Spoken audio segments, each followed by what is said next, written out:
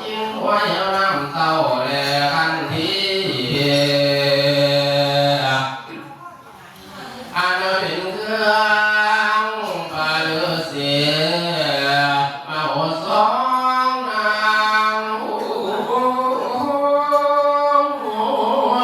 ย้อนสามโซแล้วสาโซนะบาดบาสาโซแล้วมาเนียแก้วกาวนาเกิดมา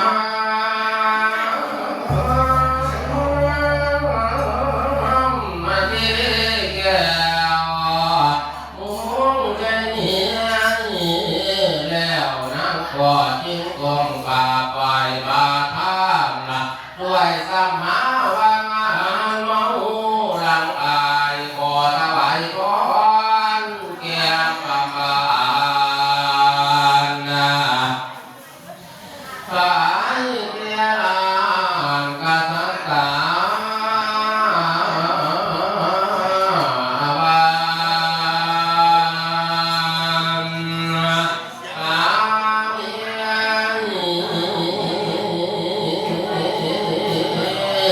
บาเดมบังเลนละสาน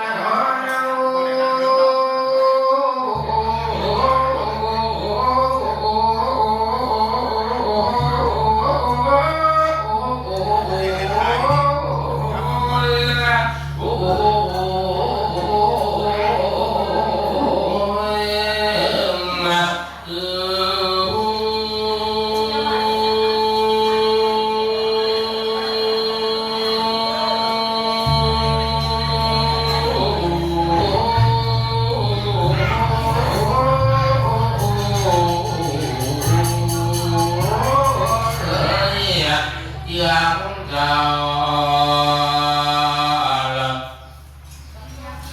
อันว่าสองลูกเต้าน้อยนอสงสารหนีไปตา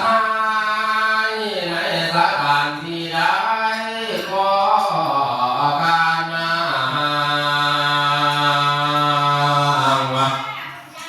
อาหารว่าลูกกำพร้า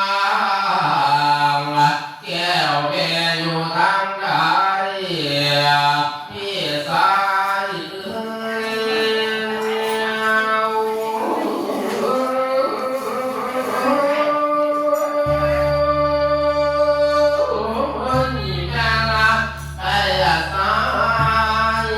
มาใส่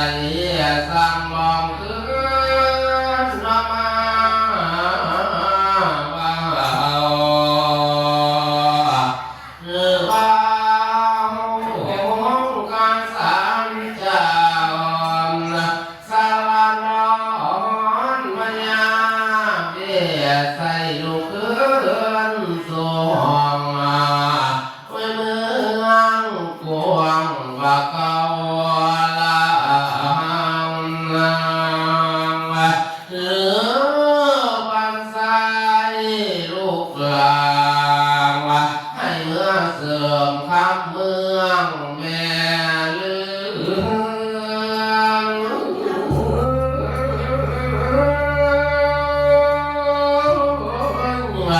สร้างบ่อมาจางการเลือดต่อมันกันดาแก้ว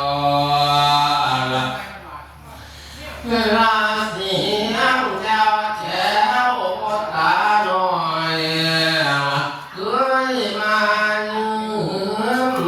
บ้าคอยแม่คอยมือนี้แม่มาบ่เห็นสองโลกาแม่แล้วโคสมไม้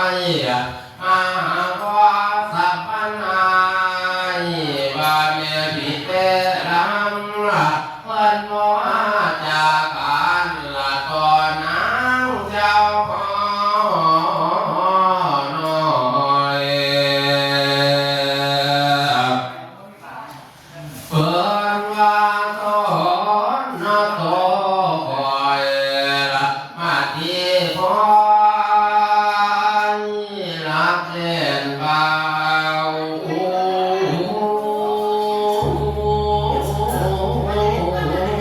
เนี่ยละตะวันตกน้อกำมาคอยประตูคอยถึงกามา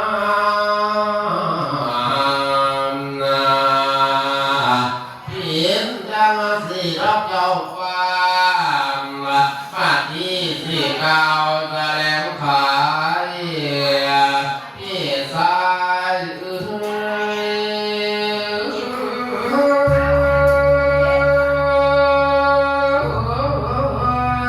บ้านนี้ไปหามันกะตังละหังเอาเหลือล้นตอนใดเคยมีผลหมายมีจะไปบ่มีมาพี่ชายนางยาวหาตลอดมือบ่ผ่านพ่อเสียงสั่งลางมีเสียงมาเยาะเย้ยมาจนคำบอกพ่อสอนคำบัดนี้เสือมาลันทางตันไว้ขอของการสันทายแลให้ทรงยานมาลำหอดย้ำกาโอ้เสือและสร้างทิ้งบ้างคอยดอกไฟมาลำน้ำได้เล่าให้เจ้าฟ้าทานบ่เมียงหูฟังสัมปนาไปหามนะว่าเล่นสายนะสมโซ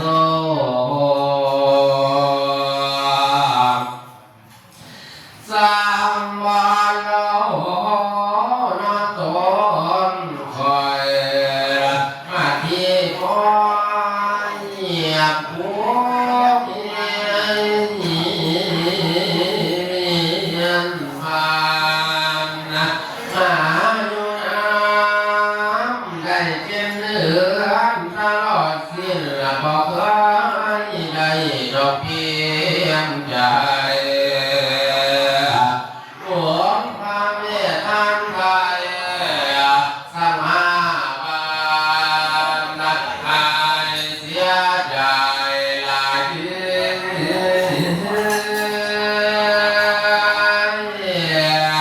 หลายเดียว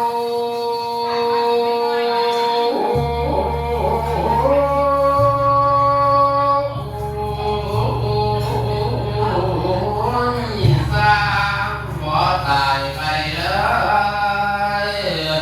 พระเก่าอันเอื้อนมายังเจ้าลามาอามเสาเสนายหน่อย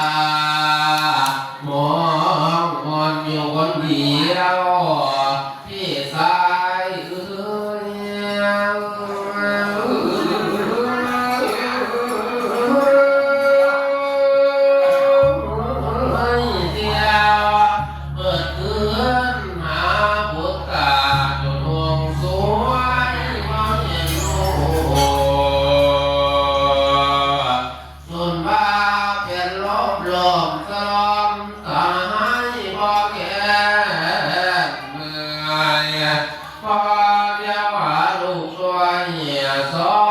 งใส่อยู่เฮ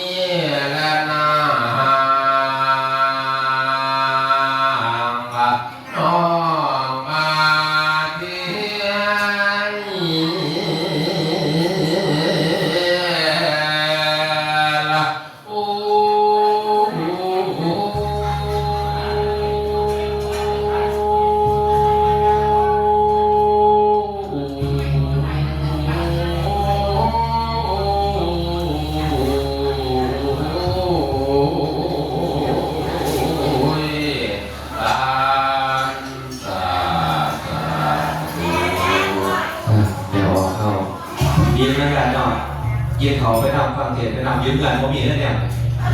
เพราะฉะนั้นเนี่ยขอผู้อ่านเด้อมหาลาการมวลมันมาแต่ไกลๆก็มีอยู่เวลาว่าที่ตอนนี้ยังพระเจ้ายกเบรกไว้สลับเปลี่ยนเป็นพระสังฆบัณ พอไปหล่อที่ก็มีสิยอดกับมาเทศอยู่มาที่ตอนนี้เทศสักบันไปก่อน